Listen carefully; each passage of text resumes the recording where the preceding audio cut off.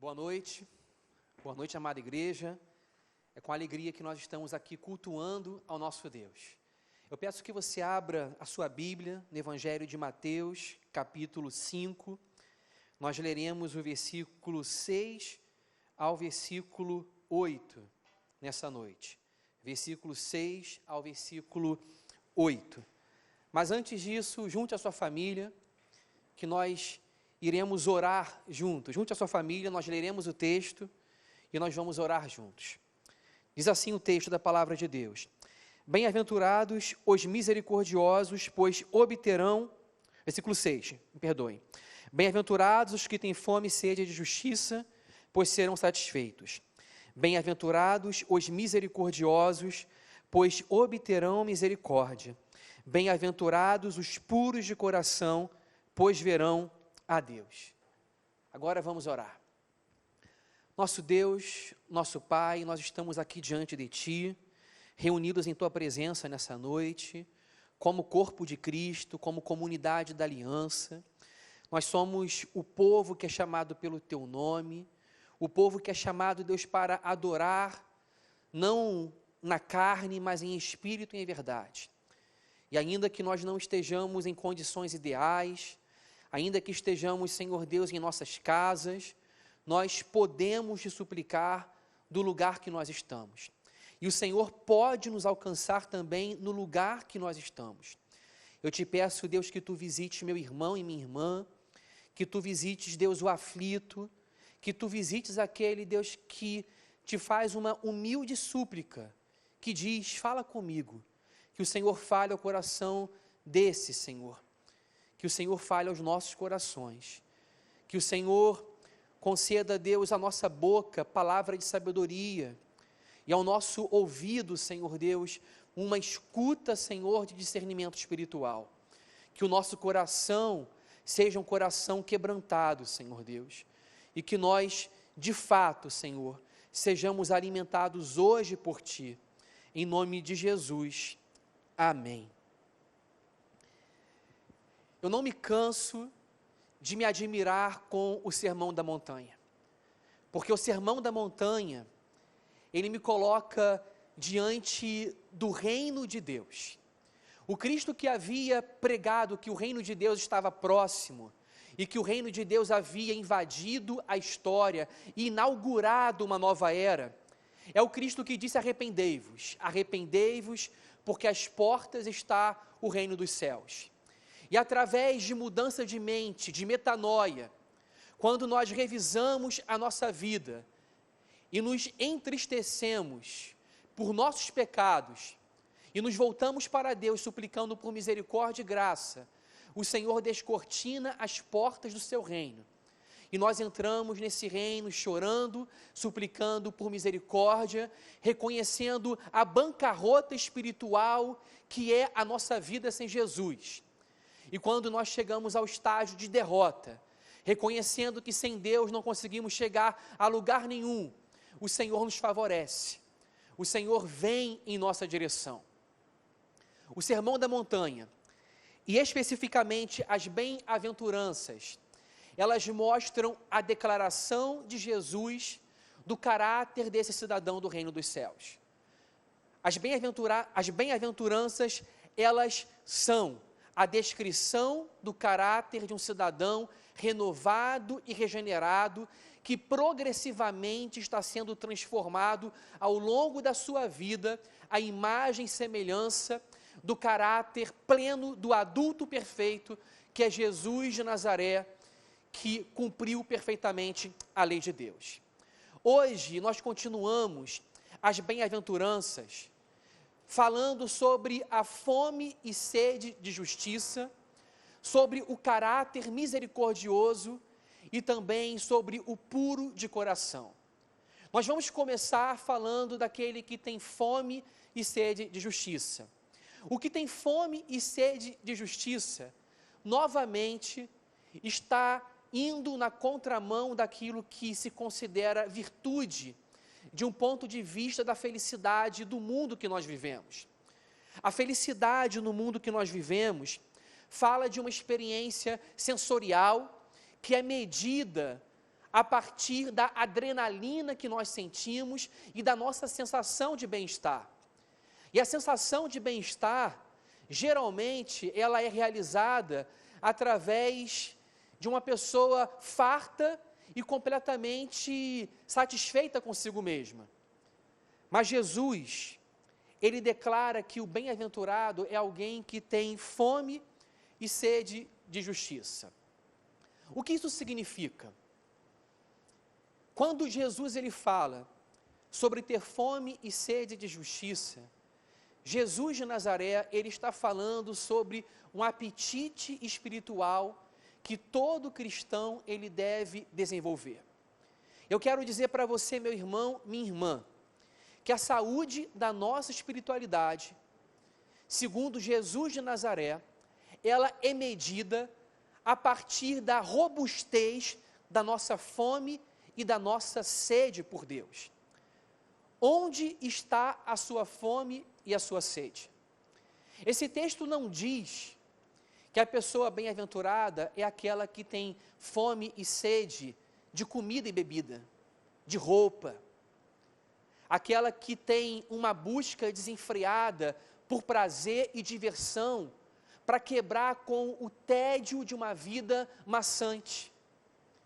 Esse texto não diz a respeito de ter fome e sede de sucesso, de uma carreira profissional em ascensão, ou de uma vida blindada a todas as formas de infortúnios e sofrimentos que se nos apresentam.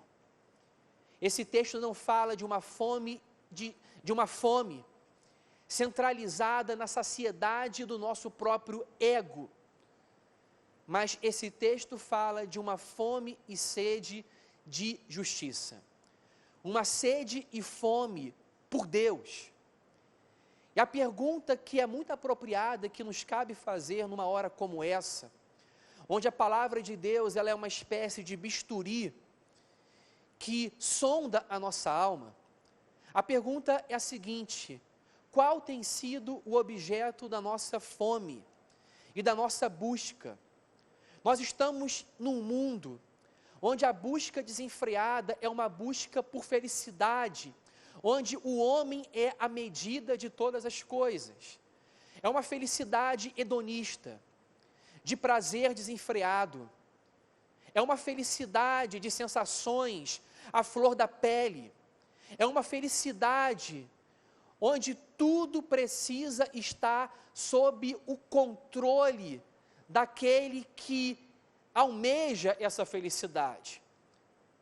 A felicidade concebida em nossos tempos é uma felicidade que tiraniza a pessoa sob a ditadura das circunstâncias. Quando as circunstâncias são favoráveis, então a alma pode viver um estado de enlevo espiritual. Mas quando as circunstâncias, elas são desagradáveis, dolorosas, e elas causam qualquer tipo de desconforto, então a alma se prostra e fica cabisbaixa. Mas qual é o tipo de busca que nós estamos fazendo? No capítulo 6 desse mesmo sermão, Jesus, ele fala de pessoas que buscam comida e bebida, e que vivem ansiosas por todas as coisas, porque elas estão centralizadas numa busca desenfreada por coisas que suprem a sua própria necessidade imediata. É uma busca onde o ciclo começa nelas e termina nelas, onde o eu é o centro do universo e tudo orbita em torno do eu. Jesus fala que nessa busca as pessoas estão aturdidas, ansiosas, mas em contrapartida ele fala que os seus discípulos, eles não buscam estas coisas. E por isso eles sabem que basta cada dia o seu próprio mal, que eles não precisam ficar ansiosos por coisa alguma, porque o Pai do céu, ele conhece e sabe de todas as suas necessidades. E então Jesus de Nazaré, ele apresenta a busca que deve ser o alvo de todo cristão. Buscai, pois, em primeiro lugar o seu reino e a sua justiça, e todas as outras coisas serão acrescentadas. Nós somos o povo que temos um apetite elevado, um apetite ambicioso. O nosso apetite é por visão beatífica, é pela visão da glória, é pelo esplendor da majestade do Senhor. O nosso apetite é por estarmos diante do seu santuário, contemplando a sua força e a sua glória, a sua majestade e a sua santidade. O nosso apetite é por contemplarmos a face do nosso Deus. Ou seja, nós desejamos muito mais do que uma comida perecível, do que um tesouro que a traça consome e ladrões assaltam e roubam. Nós desejamos muito mais que um objeto perecível de satisfação. Nós desejamos a glória do Senhor e uma recompensa que não pode ser retirada de nós. O que nós ousamos buscar é aquilo que nós sabemos que não haveremos de perder. A minha pergunta é: por que nós temos fome e sede, muitas vezes muito mais robusta, por aquilo que perece, que nós perdemos, que é circunstancial, que dura simplesmente a onda de uma adrenalina?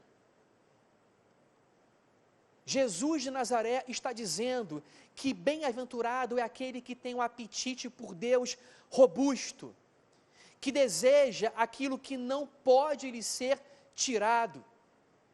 O salmista,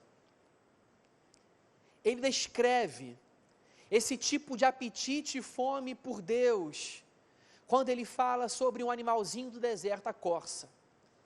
E ele fala, assim como a corça suspira pelas correntes de águas, assim por ti suspira a minha alma tem sede de Deus, do Deus vivo. Quando irei e me verei diante da face de Deus? Ele olha para aquele animal ofegante no deserto, com sede abrasiva, desejando saciar-se nas correntes de águas, e ele se identifica com o impulso daquele animal, e ele diz: tanto quanto esse bichinho tem sede pelas correntes de água que saciam a sua sede, a minha alma tem sede pelo Deus vivo. A minha alma tem sede de Deus. Pense, amado irmão, amada irmã, no que significa ter fome e sede. A fome não é algo aprazível. A fome é algo desconfortável, doloroso, que causa um certo incômodo dentro de nós. A fome revela um impulso natural, instintivo nosso, por sobrevivência, uma carência inata dentro de nós, que revela que nós somos criaturas e que não sobrevivemos sem pão. Nós precisamos de calorias, precisamos de carboidrato, de fibras, nós precisamos nos alimentar. E quando nós nos alimentamos, nós saciamos a nossa fome. E quando bebemos, mitigamos a nossa sede. Nós ainda não atingimos um estado de espiritualidade avançada ao ponto de abstermos de um desejo natural por comida e bebida. Jesus está dizendo que tanto quanto nós reconhecemos uma carência inata e natural por comida, tanto quanto nos dói, e tanto quanto nós temos impulso e desconforto por matar a nossa fome e a nossa sede, nós devemos sentir essa espécie de dor e desconforto dentro de nós, esse ímpeto por Deus, um desejo ardente pelo Senhor. A fé cristã, ela não se mede simplesmente pela capacidade de nós abraçarmos a verdade com a nossa mente. Não se trata simplesmente de uma anuência intelectual a um corpo de doutrinas. A fé cristã, ela não é simplesmente a conversão da mente. Ela é também a conversão do coração e dos afetos. E por isso, alguém convertido é alguém que tem fome e sede pelo Deus vivo. Como uma corça que sente uma sede abrasiva, nós sentimos um desconforto, uma dor dentro de nós, que só pode ser saciada em Deus, porque nós, como povo cristão, nós reconhecemos que não só de pão viverá o homem, mas da palavra que sai da boca de Deus. Tanto quanto nós somos aquilo do qual nos alimentamos. E o exame de sangue revela muito bem isso. Se a gente come muita massa, vem o exame de sangue e revela ali os triglicerídeos avançados, ou muitos açúcares revelam que a nossa taxa está alta de glicose ou colesterol quando ingerimos muita gordura. Nós somos aquilo do qual nos alimentamos. Do mesmo modo, quando nós nos alimentamos de Deus, quando nós reconhecemos que o seu corpo é verdadeira comida e o seu sangue é verdadeira bebida, nós também passamos a ter os nutrientes espirituais do próprio Cristo dentro de nós. Nós adquirimos a semelhança de Jesus quando nós nos alimentamos de Jesus. Nós nos alimentamos. A ceia do Senhor mostra isso. Na ceia do Senhor, nós estamos nos alimentando do corpo de Cristo e do sangue de Cristo. Quando nós fazemos jejum, nós estamos nos abstendo do pão da terra, porque nós sabemos que precisamos do pão da vida, do pão que descemos dos céus, do pão que desceu dos céus.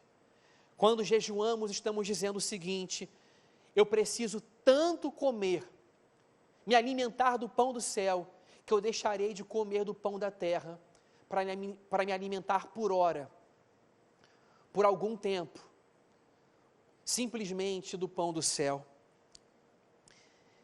Bem-aventurados os que têm fome e sede de justiça. Essa justiça significa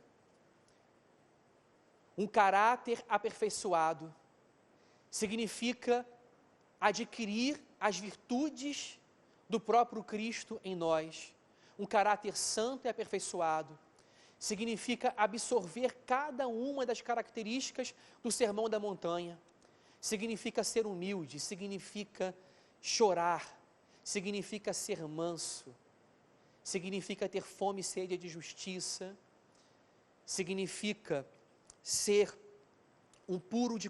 significa ser misericordioso, ser puro de coração, pacificador e comprometido com o Evangelho a tal ponto de ser perseguido pelo Evangelho. Significa absorver o fruto do Espírito Santo em nossa vida. Significa viver 1 Coríntios 13 e viver a simetria e o equilíbrio do amor. Significa pensar em tudo que é justo, tudo que é louvável, que tem boa fama, que contém louvor.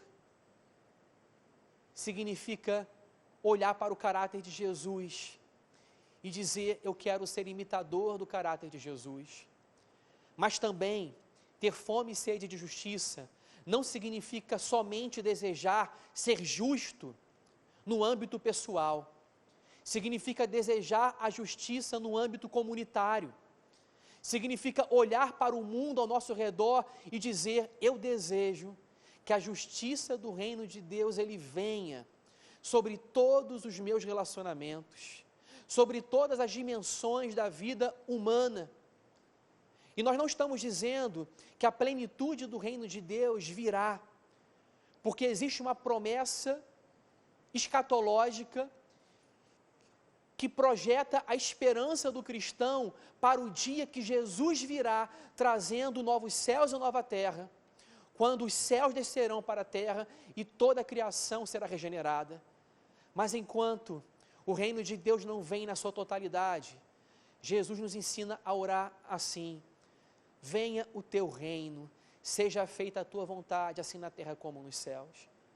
Então nós queremos que essa justiça venha sobre um pedacinho da nossa empresa, mesmo que seja só a repartição que nós trabalhamos. venha sobre o laboratório que um cristão trabalha, venha sobre o empreendimento científico onde há um cristão, venha sobre o mercado no qual o cristão está inserido, que todas as áreas humanas, as áreas da economia, da ciência, da política, onde existe um cristão, que exista também justiça e que os valores do reino de Deus venham sobre cada dimensão da vida humana. Ter fome e sede de justiça é querer no âmbito pessoal ter o caráter de Cristo e no âmbito comunitário esperar que onde a igreja esteja também a presença do reino de Deus e nós sejamos sal da terra e luz do mundo. Bem-aventurados os que têm fome e sede de justiça, porque serão fartos. Nós somos bem-aventurados não somente porque nós temos fome e sede, nós somos bem-aventurados porque os que têm fome e sede de justiça serão fartos. Quando a mulher samaritana, ela ia para o poço de Jacó todos os dias, debaixo do sol causticante, buscar mitigar a sua sede, ela estava num percurso e numa jornada, em busca de uma água que mitigaria a sua sede por horas, mas ela voltaria a beber novamente da água dia após dia, sob o calor do deserto, e a sua jornada jamais iria terminar. E a jornada da mulher samaritana é uma metáfora da nossa jornada nessa terra. Sem Jesus, nós temos um apetite infinito, e a infinitude está introduzida e posta no nosso coração, mas nós buscamos por uma água que não pode nunca mitigar a nossa sede. Mas o que Jesus de Nazaré, ele falou para a mulher samaritana, ele continua a falar conosco hoje. Ele fala para a mulher samaritana que ela buscava uma água que não mataria a sua sede, mas ele disse: a água que eu lhe der, a água que eu lhe der criará no seu interior uma fonte que jorrará para a vida eterna, e você será completamente saciada com a água que eu lhe der. Jesus fala para nós hoje que a água que ele nos dá cria dentro de nós um manancial que jorra para a vida eterna, que não seca, uma água e uma fonte que não se estancam, jorra no nosso interior onde há aridez. O salmista disse que ele tem sede de Deus, e o seu corpo almeja pelo Senhor como uma terra árida, exausta e sem água. Novamente existe uma dor no nosso coração, e uma fome e uma sede por Deus, e somente o Senhor pode saciar essa sede. Mas Jesus, ele prossegue dizendo que o bem-aventurado, ele não é simplesmente alguém que tem fome e sede de justiça. O bem-aventurado, ele é um misericordioso. Ele é misericordioso. E novamente aqui, nós vemos como a ética do reino de Deus, que compõe o caráter dos seus discípulos, subverte completamente o sentido de felicidade e de busca de prazer do nosso mundo. Os gregos, eles não admiravam a virtude da humildade e da mansidão, porque eles consideravam que a mansidão e a humildade expressavam simplesmente uma espécie de servilismo, de subserviência. A pessoa mansa e humilde era uma espécie de capataz, uma pessoa que se humilhava diante da outra, colocando-se numa posição de subalternidade e inferioridade. Eles não concebiam a mansidão como uma virtude de alguém que renunciava à sua própria justiça e, ao invés de reivindicar o seu direito, reconhecia-se ser pecadora e por isso sabia que não tinha diante de Deus direito algum, que tudo era graça. Esse era o manso para Jesus. Aqui também nós estamos diante de uma outra virtude, que a mentalidade que o espírito da época de Jesus não conseguia compreender: a virtude da misericórdia. Mansidão era servilismo, era subserviência, era ser capataz, estar numa posição de subalternidade. E misericórdia também era uma exibição de fraqueza e fragilidade diante dos olhos dos romanos. Os romanos, na sua mentalidade imperialista, de anexação de território, acreditava que o império se dava através da força e da violência, através da agressividade de uma guerra onde os inferiores são domesticados pelo poder dos algozes que têm mais força. Mas Jesus reconhece que no seu reino, a dinâmica da violência e do império não prevalecem. O seu reino não é um reino de sobreposição da força de alguém sobre a força de um outro que tem menos força. O seu reino não é a concorrência de poderes, não é disputa, não é anexação de territórios. O seu reino não é geografia. O seu reino não representa a ambição pequena de um império. O seu reino é a ambição pela glória de Deus. E essa ambição é uma ambição grande. E esse reino, ele é dado por Deus pela sua misericórdia, pela sua graça. Não depende de quem quer nem de quem corre, mas de Deus usar misericórdia. Eu não corri, eu não me esforcei, eu não precisei de agressividade, de imposição, de reivindicar os meus direitos. Ao contrário, quando eu reconheci que eu não tinha direito nenhum, o Senhor veio até mim e me deu o que não me era de direito. Isso é graça. E exatamente pela compreensão de que a misericórdia de Deus é a fonte da qual se origina toda a beleza da fé cristã, o cristão se converte à noção de que tudo no universo é doação de Deus, é dom, é ação dadivosa, é generosidade, e por isso a nossa única opção de vida é adotar a misericórdia como padrão e a mola propulsora da nossa existência. Deus foi misericordioso para comigo, e eu não estou diante de uma opção neutra. Eu estou diante de duas opções, e não existe neutralidade. Ou eu endureço o meu coração, e eu sou simplesmente duro com as pessoas, ou eu sou misericordioso. Ou você endurece o seu coração, agindo com agressividade, agindo com desamor, ou você e eu decidimos trilhar o caminho de Jesus de Nazaré, que é o caminho de flexibilidade do coração, de contrição do coração, que é o caminho da opção única pela misericórdia. Para o cristão, a misericórdia não é uma alternativa dentre outras. Para o cristão, a misericórdia não é o que significava para Roma. Roma não listava nas suas virtudes, na sua galeria de virtudes, a misericórdia. Porque para Roma isso era esvaziamento de força e enfraquecimento de personalidade. Para o cristão, a misericórdia é o refinamento da nossa humanidade.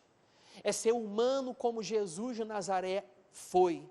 A misericórdia é quando nós nos reconciliamos com Deus e através de Cristo nos reconciliamos com nós mesmos e com a nossa própria consciência.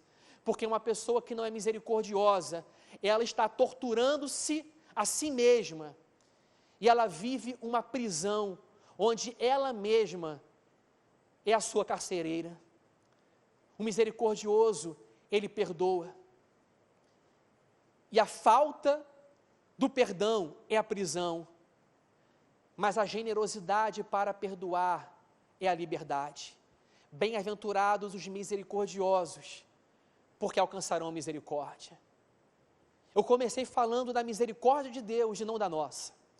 tudo que nós recebemos e que nós temos procede de Deus. Ele é a fonte dadivosa e generosa de toda bondade, e por causa dele, eu sou misericordioso. Não esperem que esse texto esteja dizendo que por causa da minha misericórdia, eu estou originando a misericórdia de Deus. O que esse texto está dizendo é que porque Deus é misericordioso, o meu caráter se torna semelhante ao dele. Mas ele promete sim ser misericordioso para quem é misericordioso. Mas não porque a misericórdia tem origem em nós mesmos. Ele origina a sua misericórdia em nós. E quando ele é misericordioso conosco, enquanto nós estamos sendo misericordiosos com os demais, Deus está recompensando os seus próprios dons. Deus promete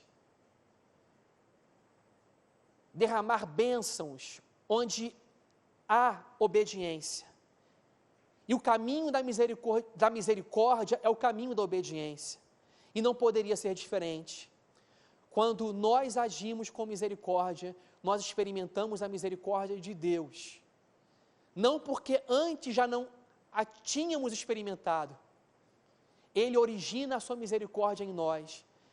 E nós, enquanto somos misericordiosos, nós estamos sendo instrumentos do próprio Deus. E Deus, como disse Santo Agostinho, ele simplesmente recompensa os seus próprios dons. Não pense que Deus é misericordioso com você só porque você é um sujeito terno e de bom coração. Se existe alguma coisa boa em você, é porque Deus primeiramente originou essa virtude. Ele opera em nós o querer e o realizar. O caminho da misericórdia é o caminho no qual nós conhecemos mais e mais a misericórdia de Deus, nesta vida e na vida futura.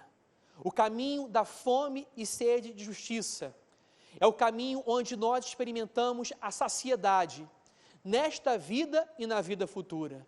Serão fartos os que têm sede e fome de justiça, alcançarão misericórdia. Esse tempo está no futuro, não simplesmente porque a misericórdia e a saciedade são experiências futuras para o cristão, mas essa conjugação no futuro tem um sentido de inevitabilidade, de certeza de que isto vai acontecer. Você será farto, certeza. Você será objeto da misericórdia de Deus, certeza. A certeza de que a promessa de Deus, ela haverá de se cumprir. Eu sou bem-aventurado, nós somos bem-aventurados, porque nós somos saciados e porque nós somos objeto da misericórdia de Deus. E em último lugar, para a conclusão de hoje, bem-aventurados os puros de coração, porque verão a Deus. De trás para frente, a promessa para o puro é: verão a Deus. A estrutura das bem-aventuranças, ela contém na sua segunda parte, na segunda oração de cada sentença, uma promessa. Serão fartos, alcançarão misericórdia, e agora os puros de coração verão a Deus. Quem é o puro de coração? O puro de coração é o humilde, é aquele quebrantado que reconheceu a sua bancarrota espiritual e que não tinha nenhum direito, e chorou, e derramou lágrimas diante de Deus que foram recolhidas no seu odre. É aquele cujo espírito foi amansado, porque abandonou o seu direito e a sua justiça própria. É aquele que buscou se saciar, não através de água, de pão, de comida, não de sucesso, não de entretenimento, mas de justiça, e buscou um caráter semelhante ao caráter de Jesus. É o sujeito misericordioso, O puro de coração é esse que Jesus vem descrevendo até aqui. E exatamente por ter todas as virtudes, ter todas essas virtudes no seu caráter, ele é um objeto da graça de Deus, ele não pode ter um coração dividido. Quem é o puro de coração? Os intérpretes, eles falam de dois sentidos. O puro de coração, ele é alguém cujo coração é puro. O puro de coração é alguém que vive uma pureza verdadeira e não fingida. Os fariseus buscavam uma conformidade às regras externas. Eles oravam, jejuavam e davam esmolas. Mas eles faziam isso para serem vistos pelos homens. Eles são chamados por Jesus de hipócritas, hipócritas no grego, que significa uma ação simulada, fingida, um ato teatral de encenação. Havia espiritualidade e religiosidade, mas não havia sinceridade, não havia pureza no coração. Jesus, ele fala também aos fariseus, numa outra ocasião, onde ele tem um embate com os fariseus, sobre a limpeza do interior dos copos. Ele fala de uma limpeza, de uma purificação de dentro para fora. O puro, ele não é puro do lado de fora, por ritos e cerimônias, ele é puro de coração.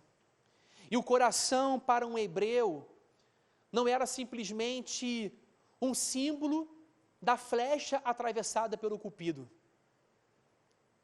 O coração, para um hebreu, era a sede da personalidade, representava a totalidade do ser, do coração vinha a parte cognitiva, intelectual, as emoções, a capacidade de tomada de decisão. O coração representava a parte que totalizava a inteireza do ser humano. Falar do coração de alguém era falar do todo de alguém.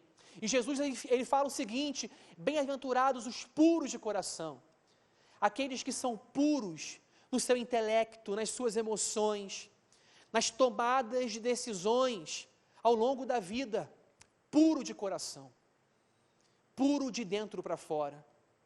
O puro de coração, segundo também a continuidade, segundo outra vertente de interpretação, que não é contraditória à primeira, o puro de coração, ele é alguém cujo coração, ele não pode ser dividido e tiranizado pela divisão.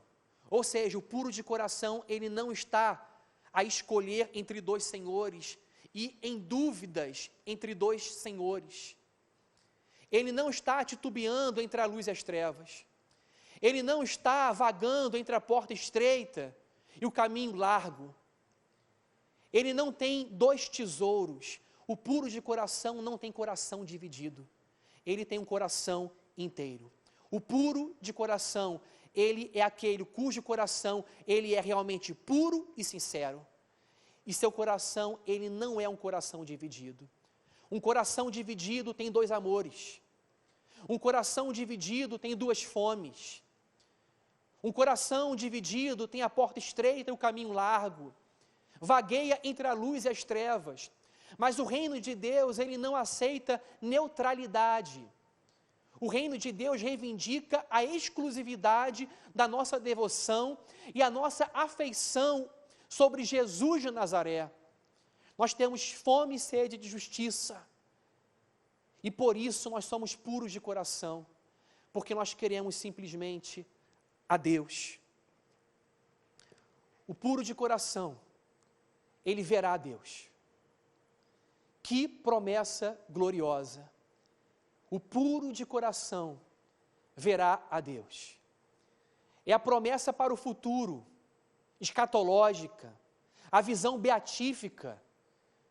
Sim, mas é a promessa também para nós já contemplarmos o Senhor agora.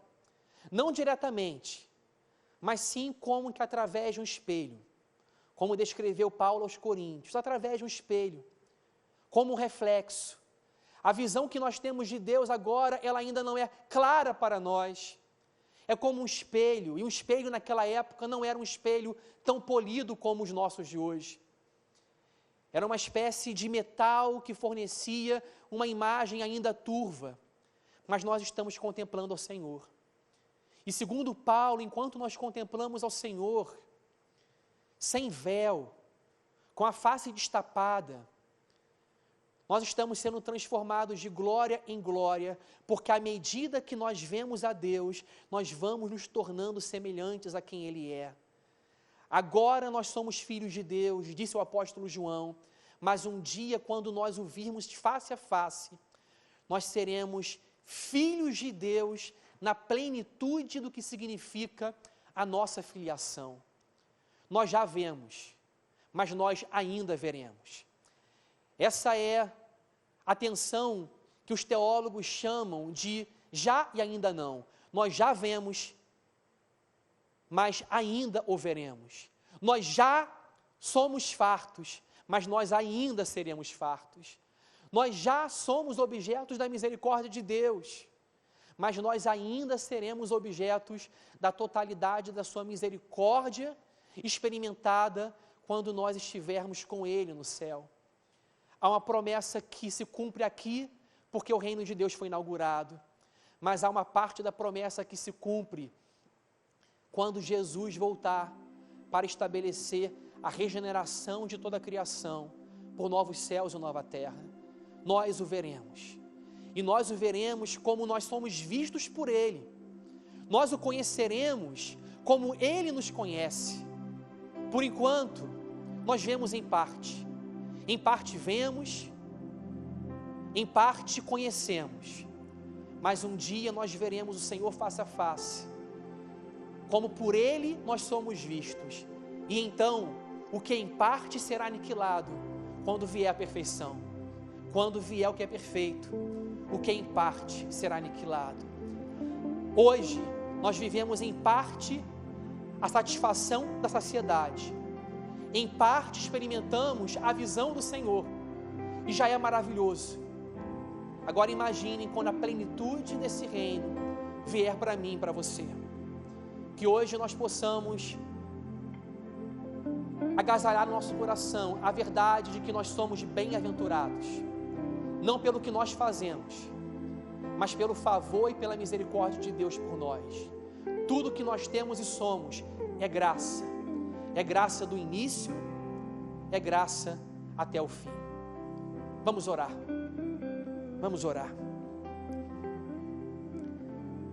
Nosso Deus, nosso Pai, obrigado, Senhor Deus, porque o Senhor deu-nos um novo coração. Se nós ainda tivéssemos com o coração antigo, de pedra, um coração duro, não maleável, empedernido, não tocável, nós ainda, Senhor Deus, teríamos fome e sede só de comida e bebida, de sucesso, de domínio, de visibilidade, de lazer, de prazer, de coisas que não são boas e de coisas que não são ruins, mas que se tornam ruins quando nós achamos que elas são o fim da vida. Mas porque nós temos um novo coração, um coração regenerado, o Senhor nos deu um apetite espiritual, um apetite robusto, um apetite, Senhor Deus, que quer verdadeira comida e verdadeira bebida. E a verdadeira bebida e a verdadeira comida se consiste em fazer a Tua vontade, Senhor. O profeta Amós disse que o Senhor enviaria uma fome sobre a terra, mas não fome de comida, não fome de pão, e não sede de água, mas fome e sede pela palavra do Senhor. Envia essa fome ao nosso coração, Senhor, que a nossa dor e o nosso desconforto não sejam só porque o salário diminui, porque a gente não pode se divertir, porque a gratificação não veio, que o nosso desconforto venha, porque nós ainda não nos tornamos semelhantes a Jesus do modo que gostaríamos de ser, porque nós ainda não obedecemos a sua palavra como gostaríamos, porque nós queremos ter um caráter mais reto, que nós sintamos desconforto e dor, Senhor, sede abrasiva pelo Senhor, que nós nos incomodemos e sintamos fome, não pela comida que perece, mas pela comida que desce dos céus. Que nós sejamos misericordiosos e que nós te vejamos agora, já, e te vejamos no futuro. Em nome de Jesus, amém, Senhor.